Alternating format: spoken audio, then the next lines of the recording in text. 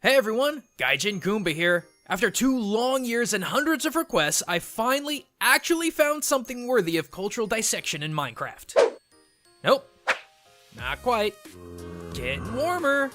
There you go. Believe it or not, the villagers of Minecraft hold some of the greatest references to Jewish culture I have ever seen in a game. Okay, yes, I know there is a stereotype that Jews have big noses, but before you start writing your hate comments, understand that my evidence has nothing to do with that or any other stereotype. In fact, a lot of what I want to talk about comes from more broad ancient Hebrew culture back in the BCE times. Like, their clothes.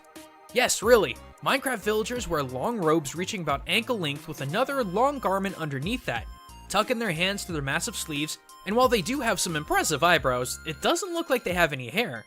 Also, there is no sexual dimorphism between men and women villagers. Everyone just pretty much looks the same. But what if I told you this reflects ancient Hebrew dress? Hebrew folk from back in the day had a fairly homogenized but very particular way of wearing clothes.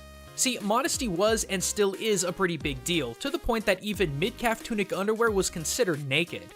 Therefore, Hebrew garments were long and layered, starting with the above-mentioned undergarments, a large volume sleeve tunic that went down to the ankles, all held together by a belt, and then finally a mantle or cloak that acted as a sort of top coat.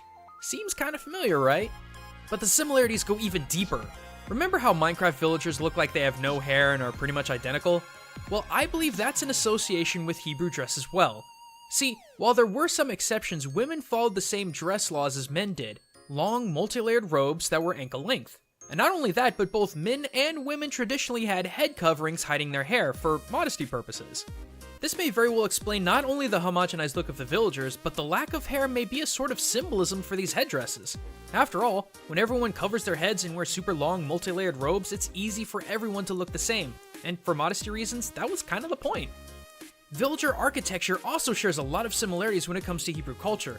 I mean, first of all, some of the square homes in the desert village biomes remind me a whole lot of lower city housings in ancient Jerusalem, but check out the desert temple.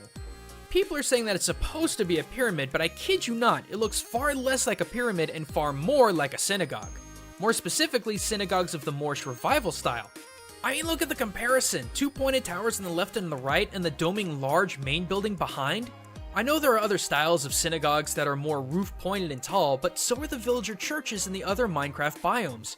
Comparing the front of the Minecraft church with a more modern-style synagogue like the Eldridge Street Synagogue in New York built in 1887, they're both very tall, broadly point on the roof, and possess a centralized window.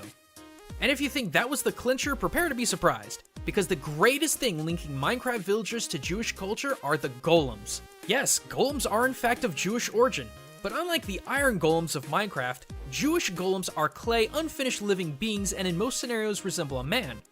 The most famous golem story I could find involved Rabbi Loew of Prague in the late 16th century, who created a golem to defend the Prague ghetto from anti-Semitic attacks and riots. Rabbi Loew pieced together the golem with clay from the banks of the Vltava River and brought it to life using an incantation involving writing one of the names of God and placing the writing, called a Shem, in the mouth or forehead of the golem. Considering the villagers create golems for protection against zombie riots, the parallels here are pretty obvious. But if provoked, Minecraft golems will actually turn on you, and so too did the golem in the tale with Rabbi Loew. In most versions of the story, the creature eventually goes on a rampage against anyone in its way, until the rabbi was able to pull the Shem from the golem's body, immobilizing it. Whether it was due to being used on the Sabbath or developing human feelings, in the end, the golem pretty much went berserk. As with any theory, the Jewish connections to Minecraft's villagers may very well be coincidental, but I think there's more to the villagers and their community than meets the eye. After all, I think even the color of the villagers' robes may have some symbolic connection to Hebrew culture. But let me know what you guys think of these findings in the comments section, and thanks for watching, everyone. And a big thanks to Loot Crate for sponsoring this video. Not only have they been the longest financial supporter of Culture Shock, but I legitimately love what they pack in every single box that I order. For less than half the price, I get $60 worth of geeky goodies sent right to my front door.